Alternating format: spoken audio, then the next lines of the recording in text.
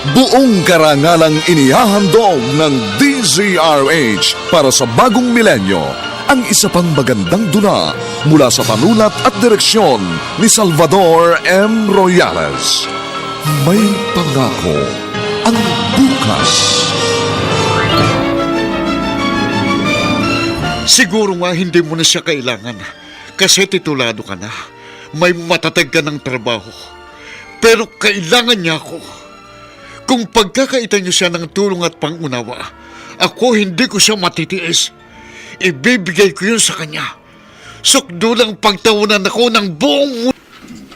Makakaisang biyahe pa sana ako pero gumarahin na ako.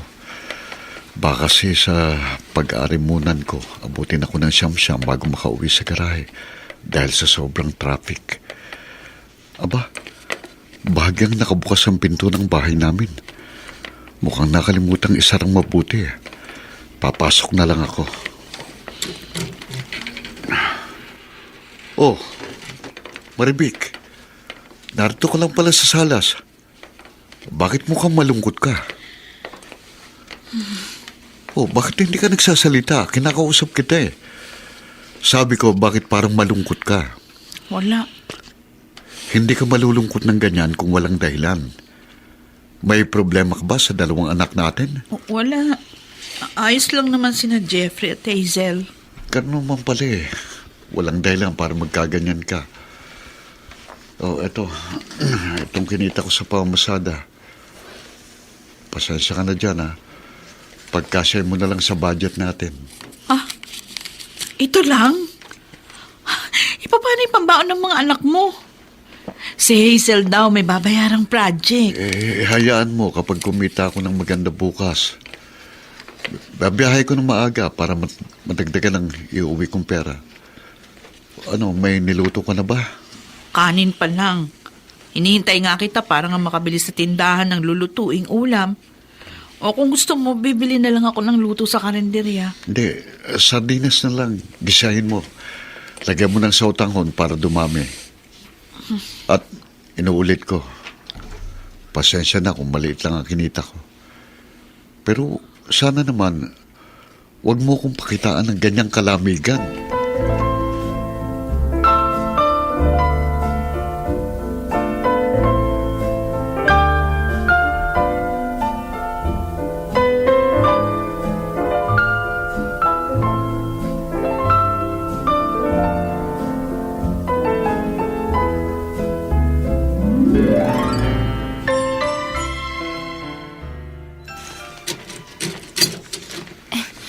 Kayo po pala, Lola.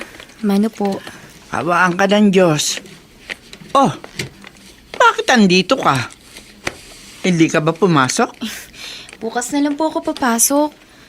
Wala ho kasi akong pambayad sa project namin. Sabi ni Itay, mamayang gabi raw bibigyan niya ako ng pera. Hoy, ang Kuya Jeffrey mo, pumasok ba? Opo. Nag-iisa ka ba dito sa bahay niyo? Hindi po. Andyan po sinay sa kwarto. Pero may sakit po yata. Hindi lumalabas Ang tatay mo, namasada naman. Opo. Magkano ba ang dapat mong bayaran sa school niyo? 250 po. May pera ako rito. O, ayan 300 yan. Mabuti, may konti pang natira sa pension ko. Paano? Aabot ka pa ba sa klase niyo? Opo, Lola. Aabot pa po ako. Salamat po. Sige. At hindi na rin ako magtatagal. Sumilip lang ako para kumustahin kayo.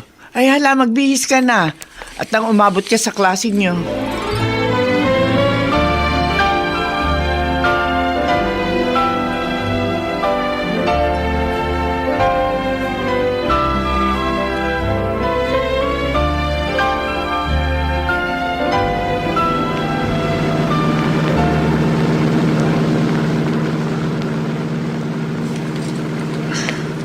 Bago talaga ako sa asawa ko. Parating walang kibo. Pakiramdam ko, nagsasawa na siya sa klase ng buhay namin. Lagi kasi kaming gipit. Laging gipit. Mama, bayad ko. Sito ko lang isa. Makikisuyo na po, pakiabot lang. Pakiabot na lang oh. Ito pa ang isa, oh. Pedro Hill. Ilan itong 50? Isa lang, oh. Isa lang ko yan. Ito, sandali ho. Itong sukli, makikabot lang. Makatapos lang si Jeffrey, makakatulong na siya sa amin. Kahit hindi na siya mag-abot sa amin ng nanay niya, basta tulungan lang mapag-aral ang kapatid niyang bunso. Kapag medyo lumuwag kami, siguro hindi na magiging malungkutin ang asawa ko.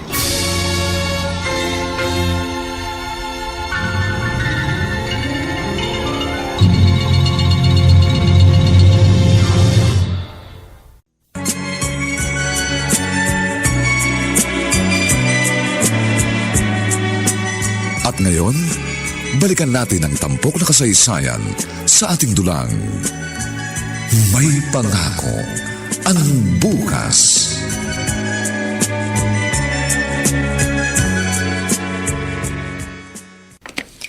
Kuya Jeffrey, bigyan mo na sa akin yung maruruming damit mo.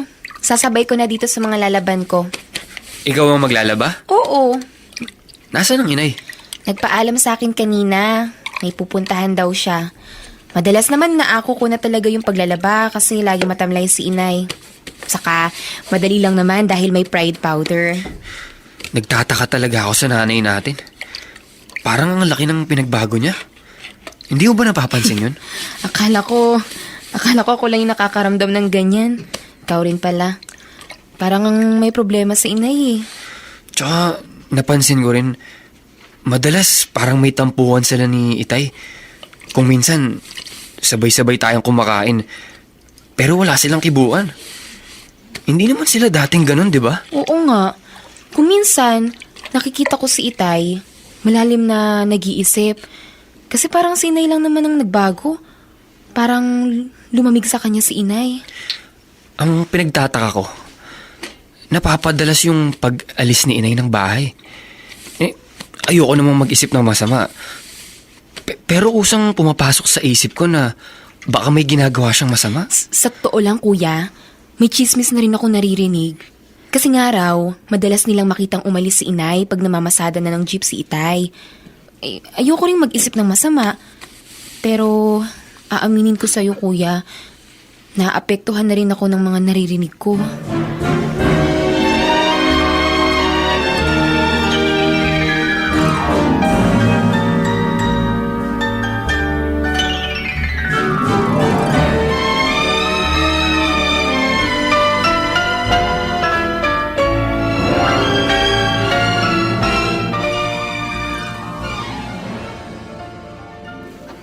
Salso, nang dumating ka rito sa amin at mag-iya ka uminom tayo ng ilang boteng beer.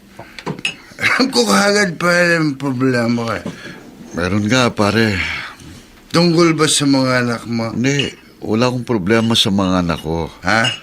Parehong mabait at masipag. Mag-aral ang dalawang yun. Anong problema mo? Kumari mo, pare. Sobrang lamig niya sa akin. Ewan ko kung sa akin ba siya nagsasawa o sa hirap ng buhay namin. Nakakapanibagong kanyang kalami. Marami naman to niluto kong adobong manok. Dadalang ko ng ulam ang mga apo kong sina Hazel at Jeffrey. Ilang beses na akong pumunta roon at lagi kong inaabot ang sardinas ang ulam nila. Ay, kawawa naman ang mga apo ko. Hindi ko kasi maintindihan tong manugang kong si Maribik eh. Madalas wala sa kanilang bahay. Abe, gusto ko na tuloy magdudang may ginagawa siyang kalokohan.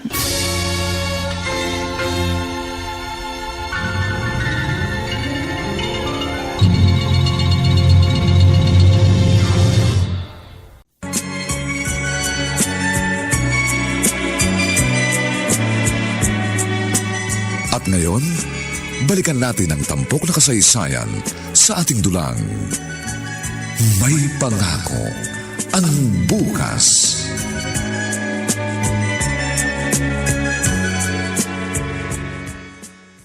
Vic, alis na ako ha. Maaga akong mamamasada. Kapag kumita ako ng maganda, maaga akong gagarahe. Sige. Coding ang jeep na ilalabas ko bukas. Gusto mo bang manood tayo ng sine? Imbis na ipanood natin ng sine, pandadagdag ko na lang doon sa mga pangangailangan natin sa kusina. Pasini-sine pa. Ang mahal din ng sine ngayon, ano? Paminsan-minsan lang naman. Teka nga, bakit ka ba nagkakaganyan? Oh, anong nagkakaganyan? Anong ibig mong sabihin? Kahit hindi mo sabihin, alam mo ibig kong sabihin. Ano nga? Huwag ka nang magmangamangan. Alam kong alam mo. Huwag mo akong gawin manghuhula. Bakit ba ayaw mo akong diretsahin? Direktahan ang gusto mo? Diretsahan? Sige, sasabihin ko ng diretso. Nagbago ka na eh. Hindi na ikaw ang dating asawa ko. Malamig ka na sa akin. Kuya Jeffrey, may sobra ba sa baon mo? Bakit? Wala ka bang baon? Wala. Hindi kasi ako nakahingi kay inay bago tayo umalis eh. Nagsagutan sila ni Itay. Pag alis ni Itay, umiiyak si inay kaya hindi na ako nakahingi ng baon. Sige, ito. May 40 pa ako dito. Hatiin natin. Eksaktong pamasahe lang ang baon natin. Kuya, ba't kaya nagkagano na si inay? Bakit lagi na lang sila nag-aaway ni Itay? Tingin ko, si inay ang may kasalanan. Siya ang laging walang kibo. Laging mainit ang ulo. Kaya siguro napupuno si Itay. Pero bakit nga? Hazel, di ko rin alam eh. Alam mo, kuya, pag totoo yung chismis na nalalaki raw si inay, kasusuklaman ko siya. Hindi ko na siya kikilalaning ina.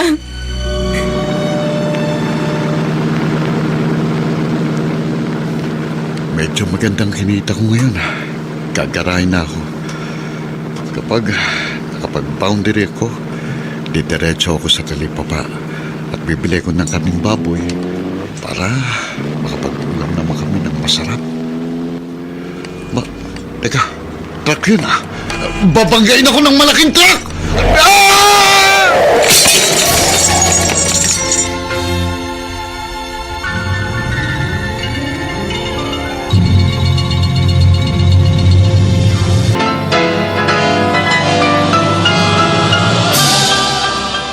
Buong karangalang inihahandog ng DZRH para sa bagong milenyo ang isa pang magandang dula mula sa panulat at direksyon ni Salvador M. Royales. May pangako ang bukas. Siguro nga hindi mo na siya kailangan kasi titulado ka na. May matatag ka ng trabaho. Pero kailangan niya ako. Kung pagkakaitan niyo siya ng tulong at pangunawa, ako hindi ko siya matitiis. Ibibigay ko yun sa kanya. Sukdulang pagtawanan ako ng buong mundo.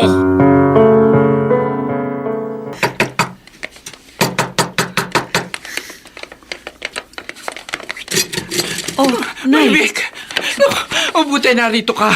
Ang asawa mo. Bakit? Ano ang nangyari kay Celso? Nagkita kami ng jeepney operator ni Celso. Papunta sana siya rito. Nagkasalubong kami. Ibinalita niya sa akin na aksidente raw ang asawa mo. Ho?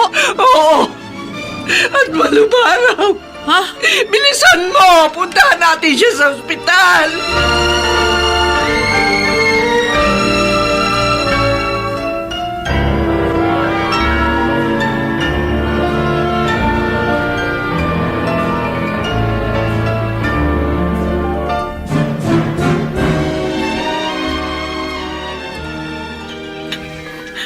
Maribig.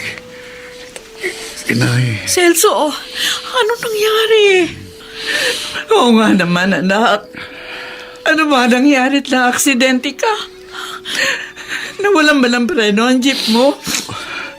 Wala akong kasalanan sa nangyari, Nay. Nasa tamang lane ako. Inagaw niyang lane ko. Ang masakit. Ang masakit, pinutol lang isang pa ako. Ano? Oo, Oh, Diyos ko! tapos ng operasyon pagdating ng dito sa ospital. Kailangan ng putulin ng doktor ang kanang binti ko. Dahil nadurog daw ang buto. Hindi na ho talaga nila maisasalba. Pinutol agad. Hindi man lang inintay kaming pamilya mo para konsultahin. Hindi na raw po pwedeng maghintay pa ang mga doktor. Baka maubusan na raw ako ng dugo. Ay, Diyos ko! Paano na tayo ngayon, Celso? Ngayon putol na yung isang paa mo. Paano na tayo mabubuhay?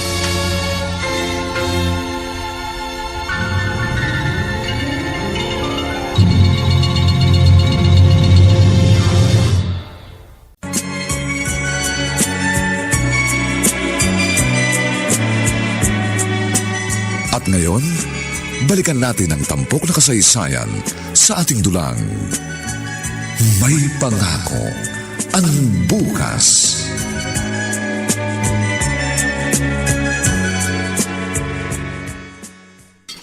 Kuya Jeffrey, akin na yung platong ginamit mo. Sasabay ko na dito sa pinagkanan ko. Pag ikaw kasi nagugas dito sa lababo, pinabasta-basta mo eh. Di ka gumagamit ng smart dishwashing gel. Saka kuya, malansa ang plato pag di ginamitan ng smart dishwashing liquid o gel. Uy, ano ba? Kuya Jeffrey, para kang namatanda. Ba't hindi ka nagsasalita? Iniisip ko kasi yung magiging buhay natin ngayong baldado na si Itay. Putol na yung isang paa niya. Kahit gumaling siya, hindi na siya makakapagmaneho ng jeep.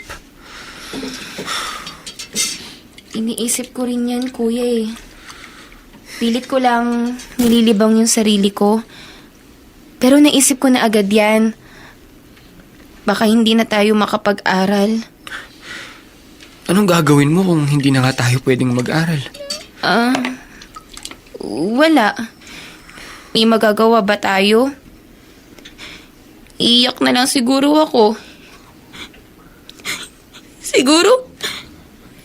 Siguro matutulad na rin ako sa isang dating kaklase ko nung elementary. Nagtitinda sa bangketa. O kaya naman, siguro papasok na lang akong katulong. Parang Celso, nagulat talaga ako nang mabalitaan ko nangyari sa'yo, pare. Gulat talaga ako eh. Kasi isang linggo ako sa probinsya eh. Inayos namin magkakapatid yung kapirasong lupang naiiwan ng mga magulang namin. Tapos na, pagdating ko, ang balita tungkol sa yung sinalubong sa akin ng asawa ko. Baldado na ako, parang Lino. Napuruhan ka sa aksidente yung pare. Ang bilis kasi ng truck, pare. At sapul na sapul. Head-on collision talaga eh. Sa lakas ng impact, nayupi yung tapalodo ng jeep. Naiipit ng nayuping bakal ang mga paa ko. Napuruhan itong kanan. Eh, anong reaksyon ni Maring Marific? Ayun, iyak nang iyak. Ha? At alam ko kung anong naglalaro sa kanyang isip. Ngayon palang pinoproblema na niya kung paano kami makakaraos. Yung naka-aksidente sa'yo, ano na? Sakay may-ari ng truck. Hindi ka ba babayaran ng danyos? Man lang ganun. Yan ang nga problema eh. Nang makapagpiyansa yung driver, nangako naman na makikipag-areglo sa amin. Hanggang ngayon, naghihintay kami sa ipinapangako nila eh. Ha? Yun ang inaasahan namin ibabayad naman dito sa ospital. Kaya pala, andito ka pa rin sa ospital. Oo, pare. Pwede na sana ako lumabas at sa bahay na lang magpagaling. Ang kaso nga, wala pa kaming pambayad sa bill namin.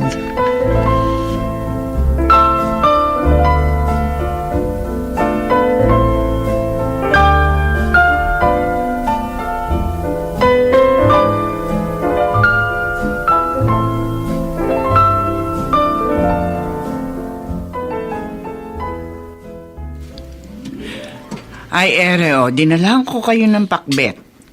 May ilang pirasong pritong galunggong din. Kumain kayo magkapatid. Siya nga pala ang nanay nyo. Umalis po si inay, Lola. Siguro po pupuntahan ng itay sa ospital. Kumain ba yun bago umalis? Parang hindi po. Anong ginagawa? Iyak lang ng iyak sa kwarto. Ay, patatawaran. Ay, walang mangyayari sa kaiiyak. Abay, dapat gumagawa siya ng paraan para maobligay yung driver ng truck at yung may-ari na magbayad na sa inyo. At nang makalabas na sa ospital ang inyong ama. Nagtatago na raw po yata, Lola. Yan ang hirap dito sa atin. Pag may kinakapitan sa itaas, nakakatakas sa pananagutan. Ay, sige na, kumain kayo.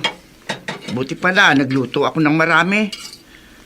Eh, nakakapasok pa ba kayo sa school? Opo. Nilalakad lang po namin ni Hazel. Ay, hayaan nyo. Pag nakuha ko yung pensyon sa Petsa 5, pareho ko kayong bibigyan ng pera. Kapit lang mga apo, ha? Konting tiis. Makakaraos din tayo.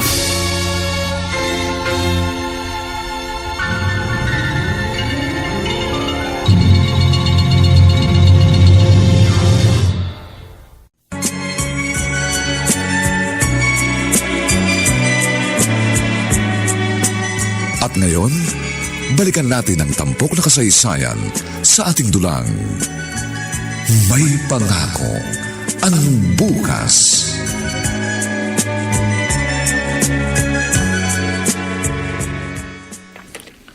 Magandang hapon ho, Aling Poling. Ay, Lino, ikaw pala. Opo, galing ho ako sa ospital. Dadalawin ko ulit sana si paring Celso. Nakalabas na raw ho pala. Ay, oo. Kahapon pa. Doon ako galing eh. Halika, tumuloy ka na. At nang magkakwentuhan naman kayo ng kumpare mo.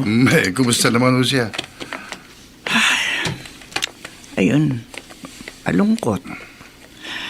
Alam ko naaawang anak ko sa sarili niya. Kasi nga naman, baldado na siya. Hindi na nga naman siya makapagmamaneho ng jeep sa kalagayan niya ngayon. Kasi nga naman ho, malaking problema yun. Nag-aaral pa si Jeffrey at yung inaanak ko. May isa pa nga akong pinoproblema eh. Ho? Bakit to? May iba pa bang problema sila pare? Ang kumaring maribik mo. Kinakabahan ako sa kilos niya. Ay, pakiramdam ko, Lino, sa manugang ko. Hindi niya kayang pagtiyagaan ang isang asawang baldado.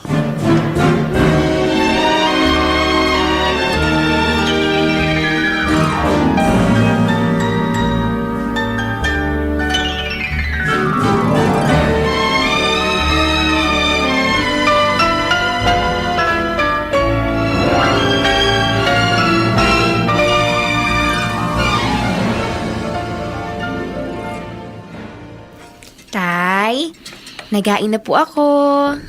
Tayo na po sa kusina. Anak, hindi pa ako masyadong sanay gumamit ng saklay. Aalalayan ko po kayo. Sige. Kaming dalawa po ang aalalay sa inyo, Tay. Para hindi kayo matumba. Sige na po, tumayo na po kayo. Heto po yung saklay nyo. Diyos ko. Tay, bakit po? Inutil na talaga ako. Inutil na ako. Pupunta na nga lang sa kusina para kumain. Hindi ko pa magawa.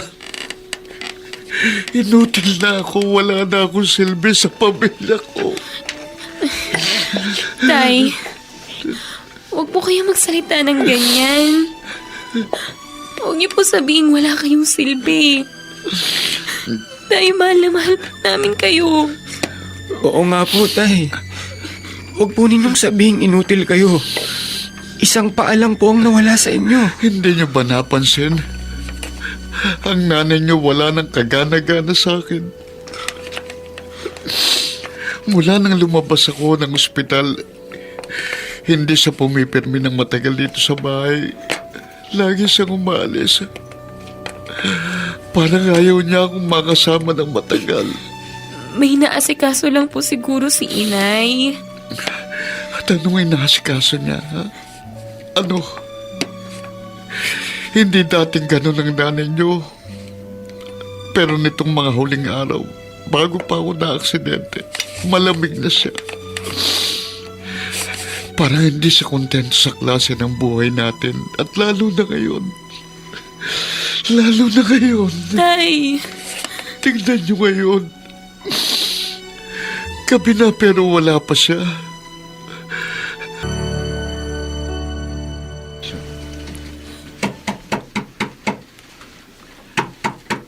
Sandali!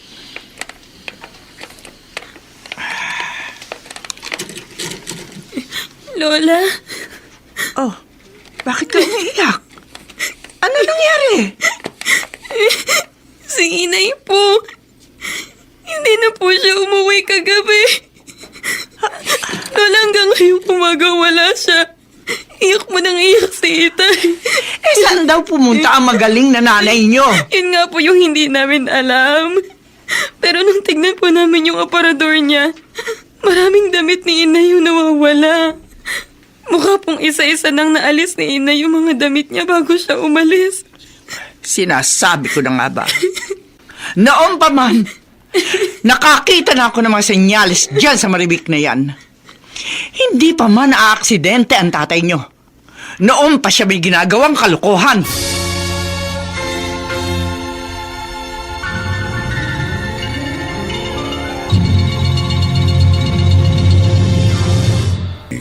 Laki pang pangarap na sa bawat himaymay ng laman ay muling mabuhay ang dugong nananalaytay sa mga ugat at unti-unting mauusal ang mainspirasyong mga katagang.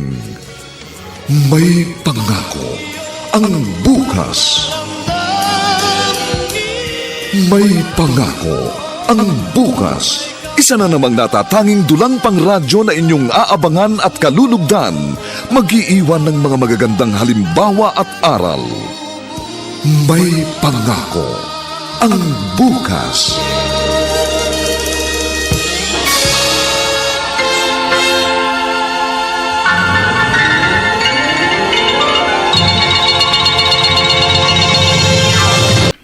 Tuluyan akong iniwan ni Maribik.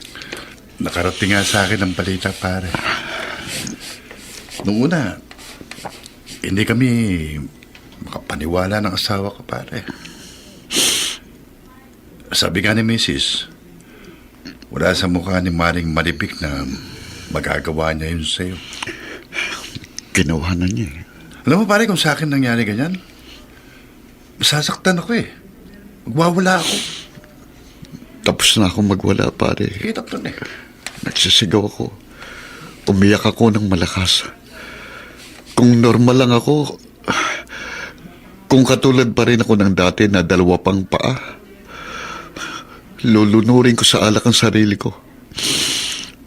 Pero hindi na pwede. Nahihirapan na nga akong tumayo. Kahit wala akong kargang alkohol. Pag nalasing pa kaya. Anong sabi ng mga anak mo? Ayun, awang-awa sila sa akin. Hindi sila nagalit kay Mare? Nagalit, lalo na si Jeffrey. Malakas din ang iyak ng inaanak mo. Galit na galit sa nanay nila. Nakakahiya raw na naging nanay nila ang kanilang ina. Ano ang plano mo ngayon? Nang mag-iiyak ako ng malakas, nang humagulgul ako na parang namatayan, naawa ako sa mga anak ko.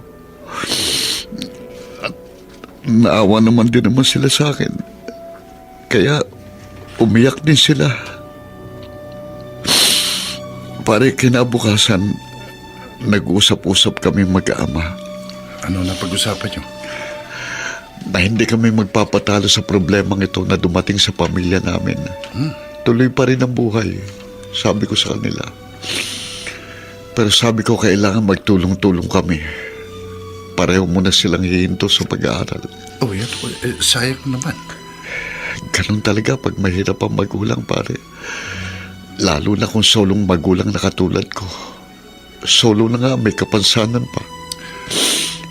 Pero mairaraos namin ito, pare. Pinangangako ko sa mga anak kong babalik sila sa pag-aaral.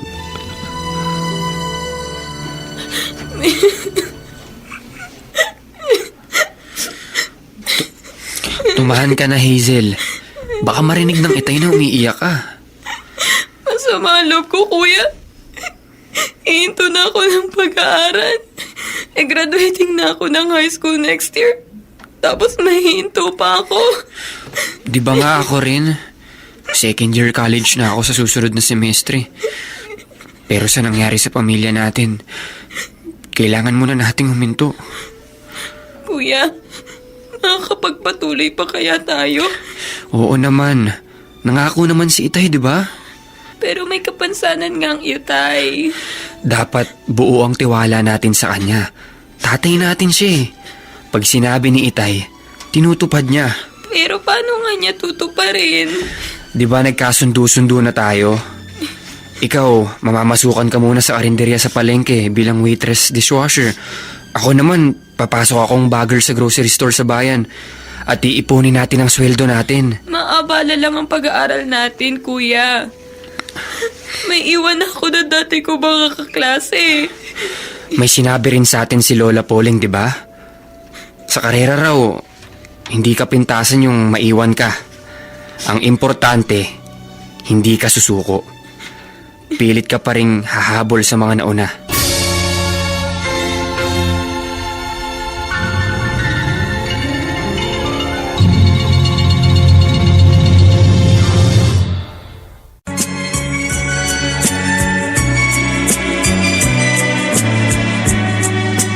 At ngayon, balikan natin ang tampok na kasaysayan sa ating dulang. May pangako ang bukas.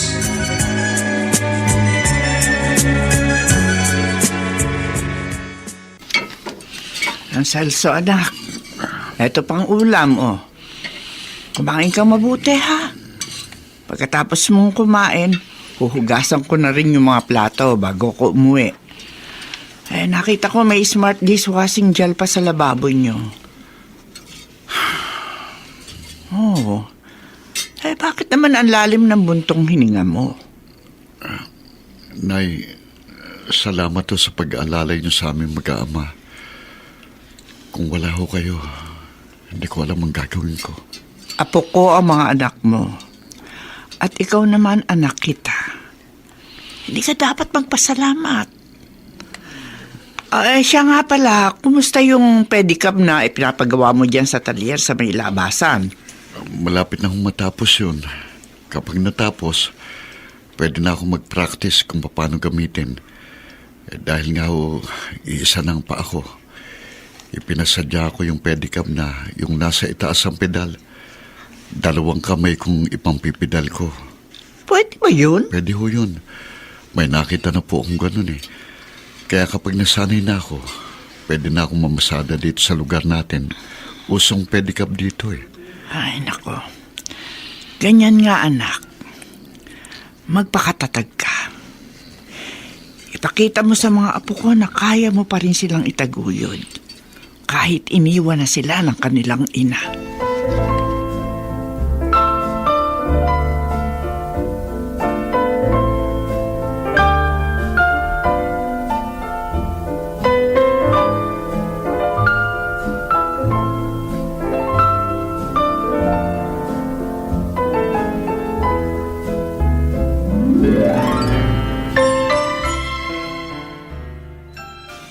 Kuya Jeffrey, tapos na ang klase namin. Sinabi ko na sa mga kaibigan ko na hindi mo na ako mag-e-enroll sa susunod na pasukan. Kami, 1 linggo pa ang klase namin. Pag nakuha ko na yung mga class cards ko, magpapaalam na rin ako sa mga classmate kong kaklose ko. Sasabihin ko sa kanila, magtatrabaho na ako. Ang hirap ng mahirap, no, kuya? Huwag kang mag-alala. Makakaahon din tayo. Mayaman siguro yung lalaking sinamahan ni Inay. Pwede ba? Huwag mo nang binabanggit si Inay.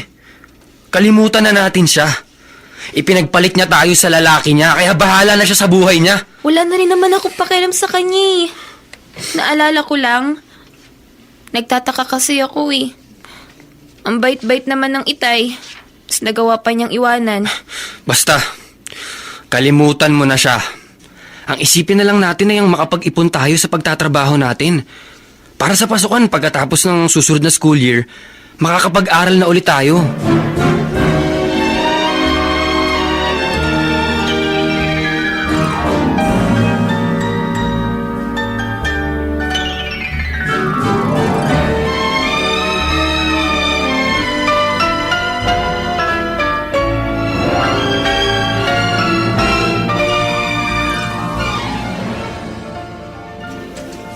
Nay, Celso.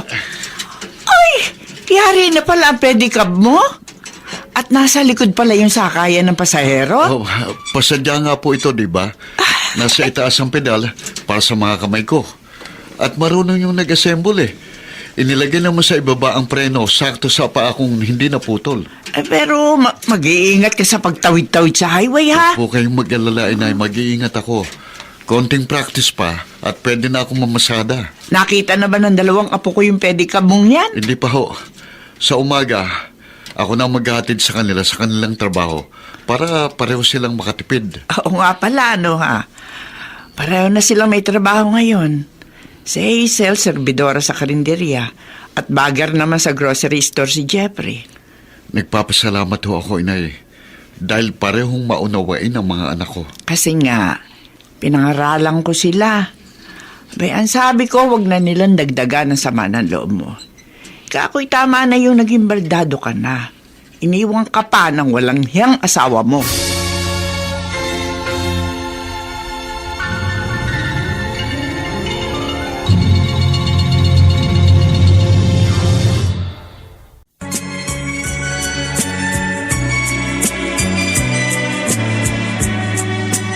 At ngayon, balikan natin ang tampok na kasaysayan sa ating dulang.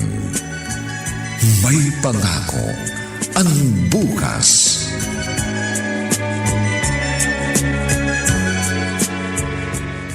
Hoy!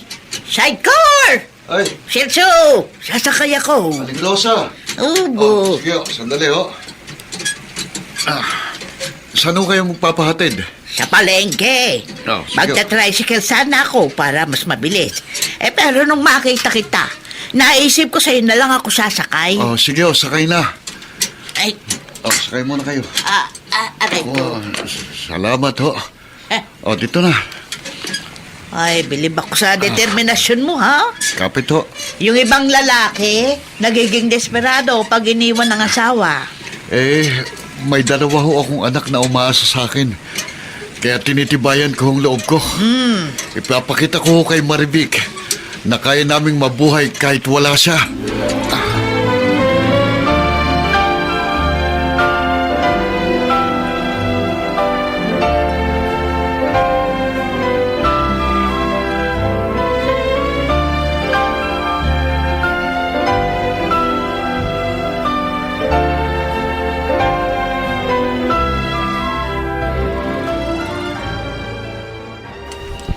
Kuya, kanin lang ang niluto ko. Kasi binigyan ako ng ulam ng amo kong may-ari ng karinderya. 2 putahe pa. May kaldereta na, may paksiw pang bangus. Natira sa tinda namin kanina. Mabuti kung ganun. Malaking tipid natin. Kuya, ano yung dala mo sa sandobag? Sweldo namin ngayon.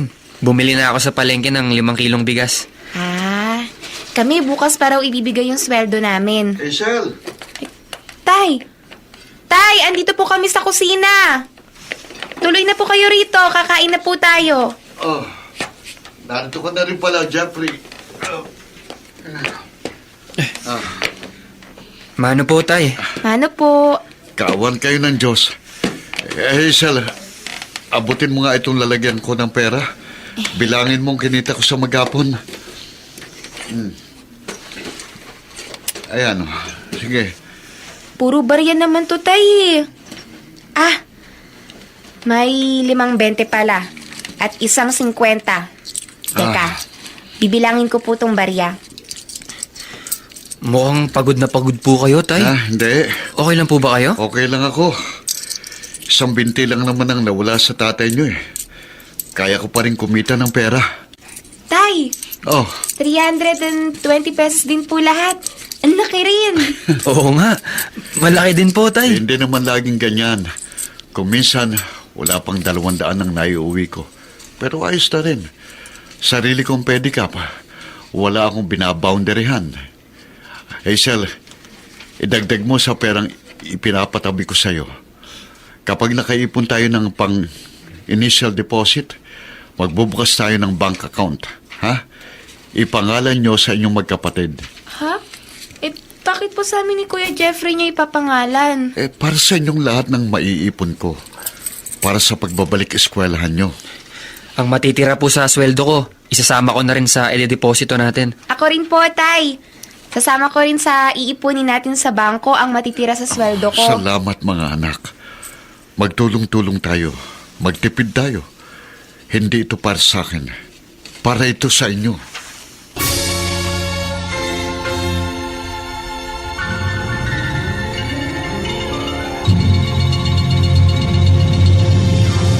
Na sa bawat himaymay ng laman ay muling mabuhay ang dugong nananalaytay sa mga ugat at unti-unting mauusal ang mainspirasyong mga katagang.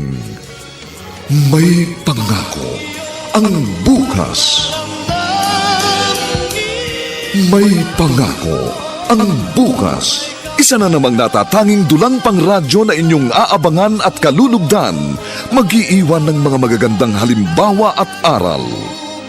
May pangako ang bukas.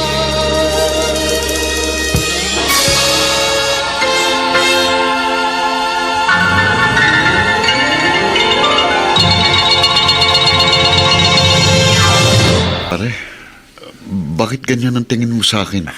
At nakangiti ka pa. Natutuwa lang ako, paring Celso. Natutuwa saan? Natutuwa ako kasi, ayan nakikita ko, nakarecover ka na sa mga pagsubok na pinagdaanan mo. Naputol man ang isang paa mo, pero nakagawa ka ng paraan para maitaguyod ang 2 anak mo. Naging katulong ko ang mga anak ko, pare. Saka, 4 na taon na rin naman ang nakaraan. Oo nga. 4 na taon na nga pala mula nang maaksidente ka. Tapos siniwan Huwag ka mo na. nang babanggitin ang pangalan ng asawa ko, paring Lino. Dito sa bahay namin, hindi na namin siya pinag-uusapan ng mga anak ko. Pasensya na, pare. Alala ko lang Balita ko, natanggap kagad sa bako si Jeffrey nung makagraduate. Oo. Totoo ba? Totoo yun. Ay, Sinuwento yung inaanak mo. Nagkataong may kapatid na manager sa bangkong isa sa kanyang mga naging professor. Oh. Yun ang nakatulong sa kanya. May makakatulong ko na sa pagpapaaral kay Hazel. Ang totoo, sinabihan ako ni Jeffrey na tumigil na raw ako sa pamamasada ng pedicab. Sabi ko naman wag. Yun na akong pinaka-ehersesyo ko. Kumikita pa ako. Lumaki nga muscle mo, pare. oh. Tumigas? Oo, nagka-muscle pa, kita mo. Oo At yung presa ng pisil ko, pare, ang lakas. Yung grip ko. Ramdam ko, pag pinagmamasdan ko mga kamay ko, pare, naisip ko, dito napuntang lakas na dapat ay ibinibigay ng mga paa ko. Oh? Pati pagkatao ko, pare, lumakas dahil sa bagyong pinagdaan na namin mag-ama.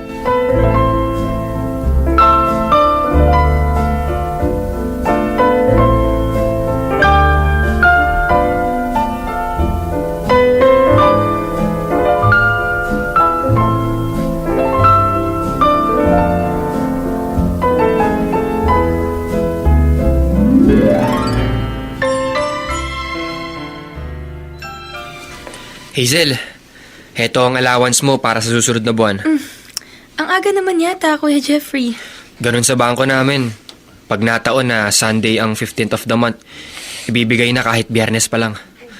Basta pagbutihin mong pag-aaral mo, ha? Kahit hindi mo sabihin, Kuya, yan talagang ginagawa ko. Wala munang boyfriend. Di mo na ako kailangan pagsabihan ng ganyan. Alam ko ng priorities ko, Kuya. Saka, gusto kitang tularan. Nakatapos ka ng hindi ka pumapansin ng babae. Noong hindi pa ako nakakagraduate, pag nakakaramdam ako ng crush sa babae, nilalagay ko agad sa isip si Itay. Yung pagpapedicab niya na nasa kamay ang pedal kasi puto lang isa niyang paa. Ayun. Mas mangingibabaw na sa akin yung hangarin kong hindi ko mabigo ang tatay natin. Pati ang semester na to. 2 taon na lang at gagraduate na rin ako, kuya. Pareho tayo. Naging inspirasyon ko rin ng tatay natin. At habang naiisip ko ang paghihirap at sama ng loob na naranasan niya, lalo naman ako nasusuklam kay inay.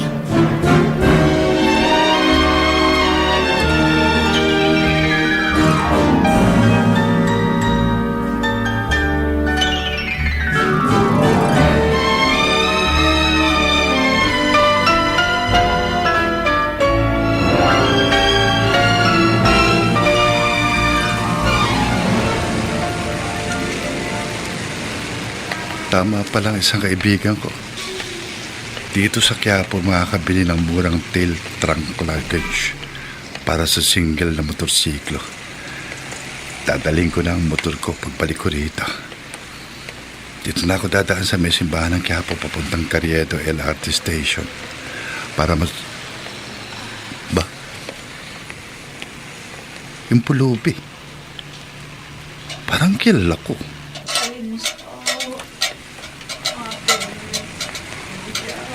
Oo nga. Si Maring Marific. Hindi ako maaaring magkamali. Siya si Maring Marivic.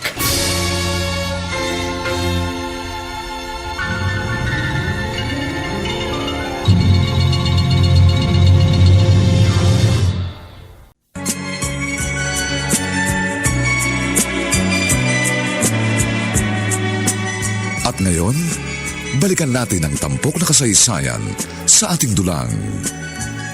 May pangako ang bukas.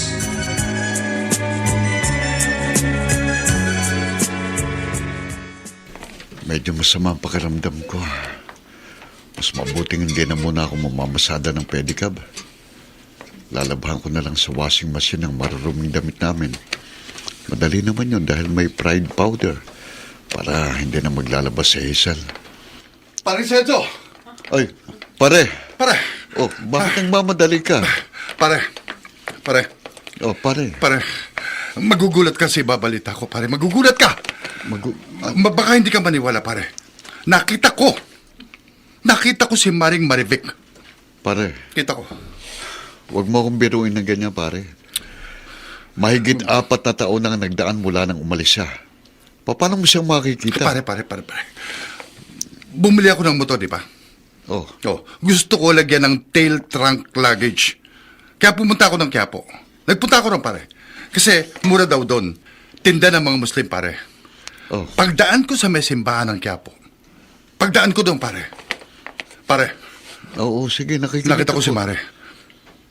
Ano ginagawa niya ron? Nagsimba? Pare, mabibigla ka. Namamalimos siya. Naging pulubi si Marivic? Oo, pare. Halos hindi ko nga nakilala eh. Pumayat siya, pare. Payat na payat. At nagmukha siyang matanda. Naging kawawa pala siya. Oo, pare. Naging kawawa. Pare. Tapatin mo nga ako. Galit ka pa ba sa kanya, pare? Kasi Napakasakit ang ginawa niya sa akin, pare. Pero kilala mo naman ako. Madali akong magpatawad. At kahit may konti akong hinanakit sa kanya, kaya ko nang kalimutan lahat yon. Lalo na ngayong nalaman kong naging pulubi pala siya. kung ganun, pare, puntahan mo. Pare, Puntahan mo, pare. Oo nga, iniwan niya kayo ng mga anak niyo. Pero hindi mo pa rin maikakailang. Matagal mo rin naman siyang nakatuwang sa buhay.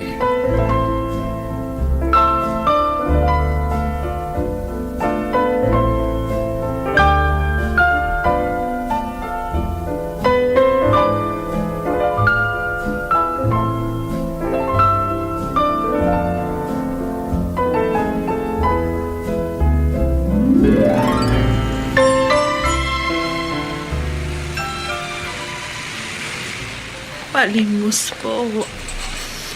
Maawa na po kayo.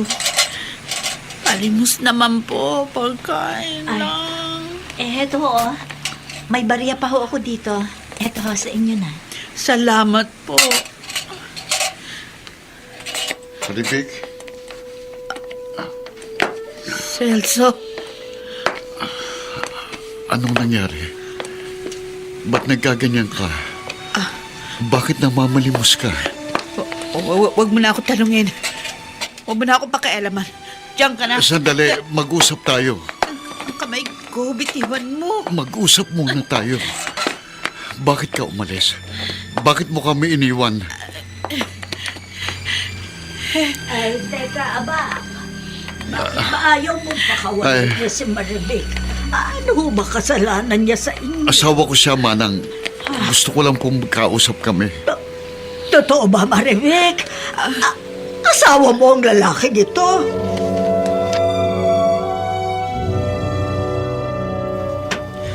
Lola, saan po ba pumunta si Itay? Pagdating ko, wala siya dito sa bahay. Aba, hindi ko alam, Jeffrey. Pagdating ko din, ala ng tatay mo. Ang kapatid mo lang yung inabutan ko. Umalis lang uli siya sandali dahil may bibilin daw siya sa bookstore. Nagtaka lang po kasi ako. Andyan kasi yung pedicab niya. May tao. Ako na po ang magbubukas ng pinto. Oo, sige.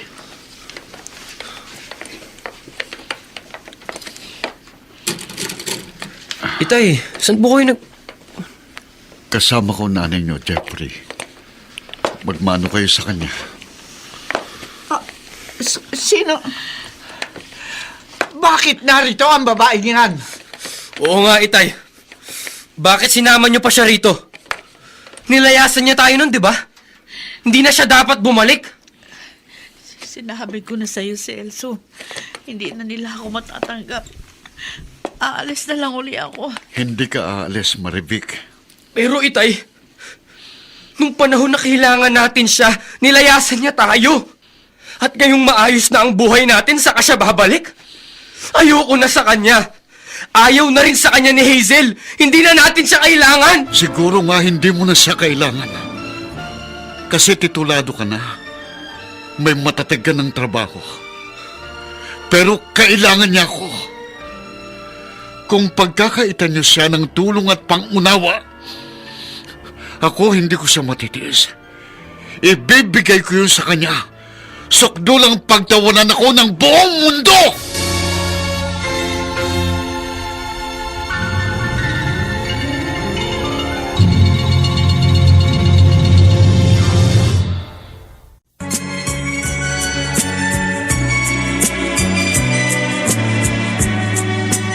At ngayon, balikan natin ang tampok na kasaysayan sa ating dulang.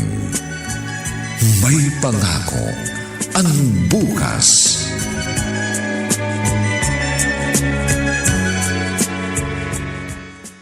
Lola, hindi ko po masisisi si Kuya Jeffrey kung magalit siya kay Itay. Totoo naman eh. Hindi niya dapat tinanggap si Inay. Hindi ko rin maintindihan yung inyong ama. Ako man ay tutol sa ginawa niyang pagsundong muli sa nanay niyo.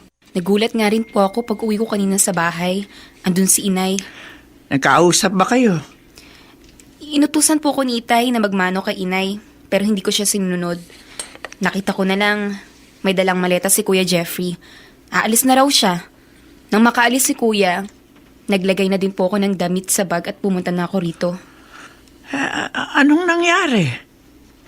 Nagalit po sa akin si Itay. Si Inay naman po narinig ko umiiyak. Oh, cellphone mo. Si Kuya Jeff po nag-text. Asan daw siya? Anong sabi? Nakituloy daw po muna siya sa isang kaibigan niya. Maghahanap daw po siya ng mauupahang bahay. Saka raw po niya ako susunduin. Kahit ako, hindi na rin ako pupunta sa bahay niyo.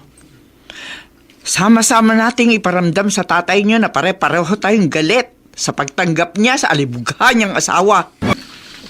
Celso, hindi mo na lang sana ako kinuha sa Quiapo. Mabubuhay naman ako ron.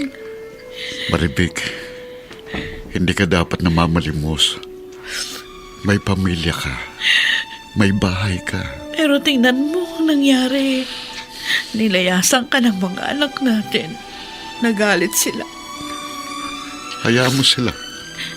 Tahimik na ang buhay niyong mag-aama. Ngayon, biglang nagulo. Na dumating ako. Dapat ka nilang unawain. Nanay ka nila. Hindi ko naman sila masisisi. Iniwan ko kayo sa gitna ng problema. Dapat magtanong muna sila kung anong tunay na dahilan ng bigla mong pag-alis. Padalos-dalos silang magdesisyon. Palibhasa matitigas ng buto nila. Palibhasa, hindi na nila kailangan ng tulong ko. Hindi naman sila sa'yo nagagalit. Sa akin sila galit. Mabuti pa balik mo na lang ako sa Quiapo. Babalik na lang ako kay Nana Etchang. Dahil sa matandang yun, para ako nakatagpo ng pangalawang ina.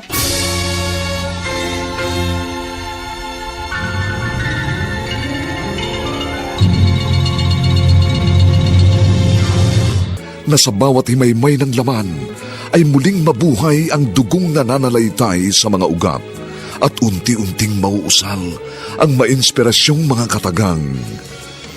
May pangako ang bukas. May pangako ang bukas. Isa na namang natatanging dulang pangradyo na inyong aabangan at kalulugdan, mag-iiwan ng mga magagandang halimbawa at aral. May pangako ang bukas.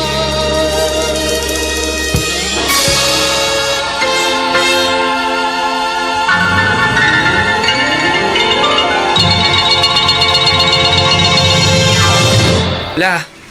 Aalis na po kami ni Hazel. Saan ka ba nakakuha ng rerentahan bahay, Jeffrey? Malapit po dun sa school na pinapasukan ni Hazel. Medyo malapit din po sa bakong pinapasukan ko. Huwag po kayo mag-alala, Lola. Dadalaw po kami sa inyo. Abay, aasahan ko yan, mga apo. Ay, siya nga pala. Kaninang mamalengke ako, namataan ko ang tatay niyo. Namamasada ng kanyang pedicab. Hayaan niyo siya, Lola. Naawa nga ho ko sa kanya. Pero ang tigas naman ang ulo niya. Bakit kasi tinanggap pa niya uli si inay? Wala ba siyang pride? Oo nga po. Nilunok na ni Itay lahat ng pride niya. Pinagtaksalan na nga siya ni Inay, tinanggap pa rin niya. Yun din nga ang sinabi ko sa inyong ama. Pero talagang matigas ang ulo eh. Pati sa akin nagalit. Huwag daw nating husgahan ang nanay niyo. Paano pong hindi huhusgahan? Halos 5 taon siyang nawala, Lola. Siguro iniwan siya ng lalaki niya, kaya bumalik siya ngayon kay Itay.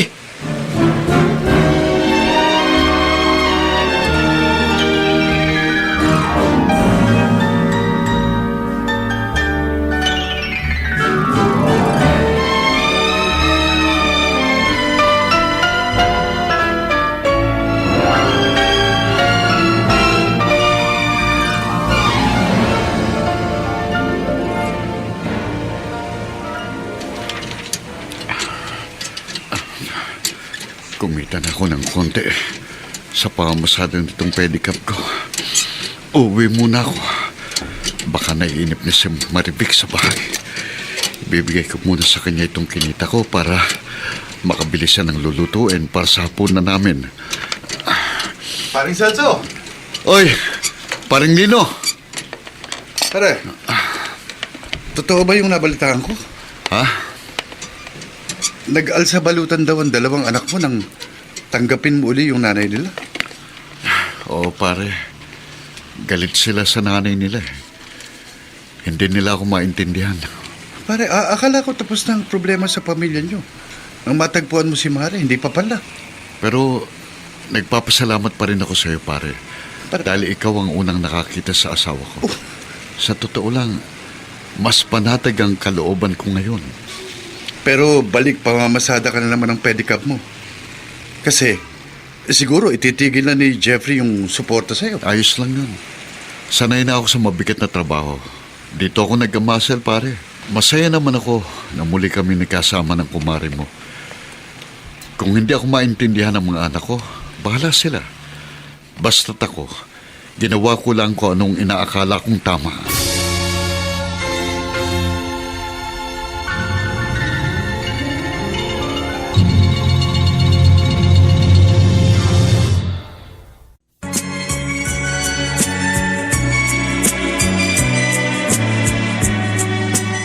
At ngayon, balikan natin ang tampok na kasaysayan sa ating dulang.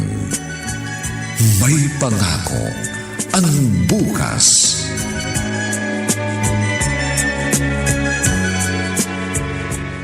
Kuya Jeffrey, kukunti ng laman itong tube ng Unique toothpaste. Pag nag-grocery ako bukas, bigyan mo ako ng pambili Oo, bumili ka bukas. Napansin ko kanina ka pa malungkot pagdating mo galing opisina, kuya. Napagalitan ka ba ng boss mo? Hindi ako nakagalitan ng boss ko, Hazel. Bakit parang malungkot ka? Sakay ako ng jeep kaninang umagang papasok ako sa trabaho. Nakita ko si Itay. Saan? Sa may highway. May pasahero siya sa pedicab. Pawis na pawis siya. Humihingal. Naaawa ako. Hanggang sa opisina naiisip ko. Di ba kuya, pinatitigil mo na siya dati sa pagpipedicab? Kasi naman kung di niya tinanggap si Inay, wala na sana tayong problema. Pwede sana siyang magpasarap sa buhay. Kaso nga nagalit ako sa ginawa niya. Gusto ko siyang tulungan pero hindi ko gagawin yun. Hindi ko gagawin yun hanggat hindi niya pinalalaya si Inay sa bahay natin. Buti naman at naalala mo pa ako dalawin, ha, Maribel? Lagi ko po kayong naiisip, Nana Enchang. Ako rin po, Nana Enchang. Lagi ko rin po kayong naalala. Plano ko talagang balikan kayo para malaman kong buong kwento kung paano kayo nagkakilala ng asawa ko. Ano? Ibig mong sabihin, Maribel? Oh. Hindi ka nagkwento dito sa asawa mo?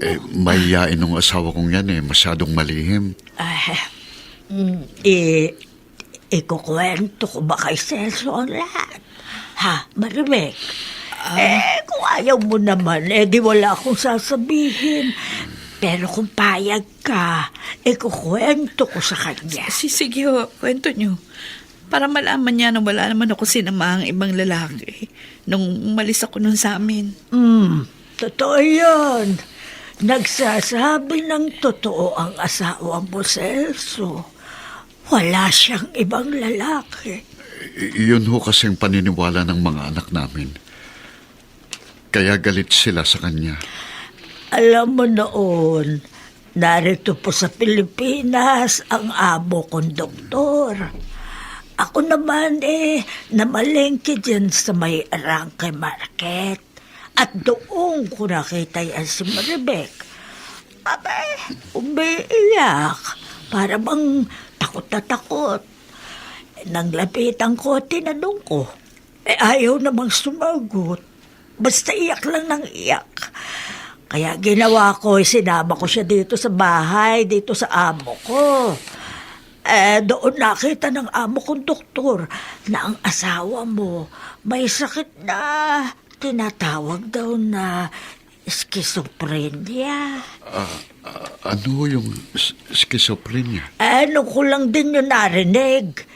Isinulat pa ni doktor sa kapirasong papel hindi naman daw tunay na balew, pero isang sakit daw, yun sa pag-iisip. May naririnig akong boses. Pag nag-iisa ako, ninenervyos ako. Sabi ko noon, Diyos ko, nababaliw na yata ako. Kaso di ko naman masabi sa iyo. Hindi ko rin masabi sa mga anak natin. Kasi iniisip ko, baka ikahiya nila ako. Hanggang magpasya ako na umalis na lang para hindi makatagdag sa problema ng pamilya natin. Aba, Celso, maswerte yung asawa mo. Kasi nga, doktor, ang amo ko noon. Nabigyan siya ng libreng gamot. Ayun, gumaling siya at nagtrabaho na rin siya sa bahay ng amo ko. Kaya nga lamang nag-abroad ang buong pamilya nila. Kaya nawalan kami ng trabaho. At dyan nga sa simbahan ng Quiapo kami nagdidilihensya. Ako Ako'y nagtitinda ng kandila. Kung ganun, hindi totoong chismis na may... Na meron akong lalaki? Hindi totoo yun. Kaya ako laging umaalis ng bahay noon kasi nga tensyonado na ako. Gusto kong lumayo sa boses na naririnig ko. Pero kahit saan akong pumunta, kasama ko ang boses na yun. Dapat nagtapat ka sa akin noon. Kung sinabi mo sa akin, hindi mo na kinailangan lumayo sa amin. Punong-puno tayo ng problema noon. Na-aksidente ka pa. Kaya pinili ko na lang lumayo para iiwas kayong lahat sa kahihiyan.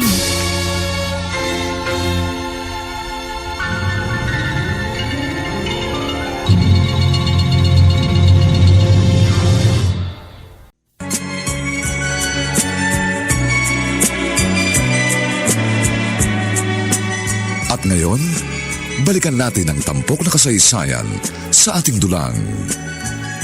May pangako ang bukas.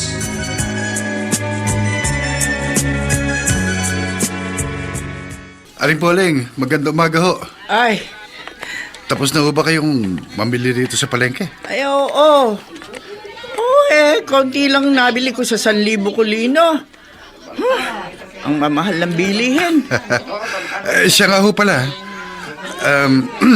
Galit pa ho ba kayo kay paring Celso sa pagtanggap niya kay Maring Marivic?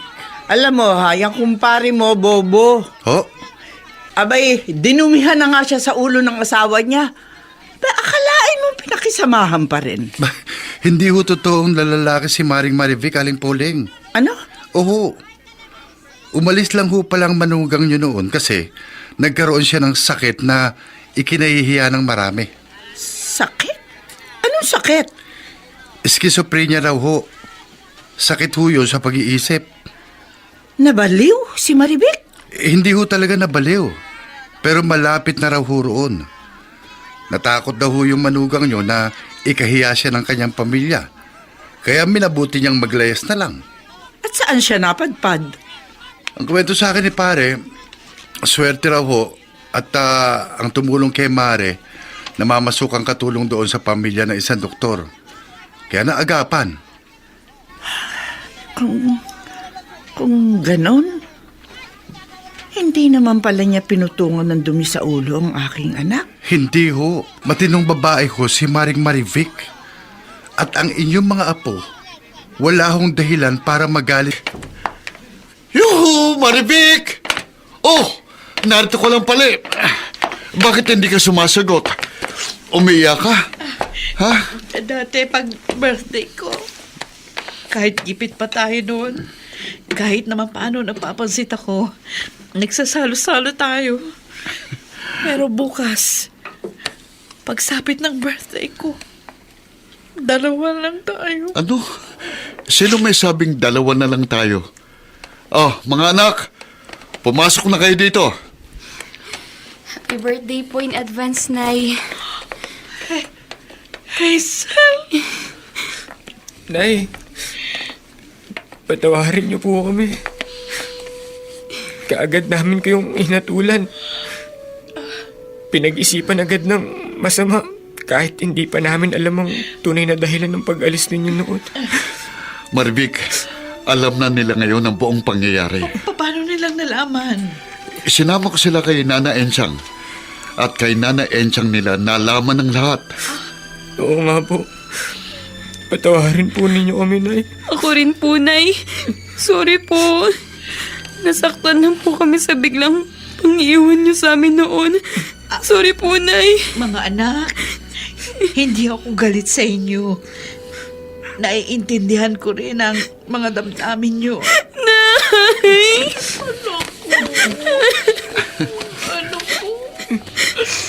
Pero ngayong malinaw ng lahat, buo na ulit tayo. At hindi na magkakahiwa-hiwalay pa.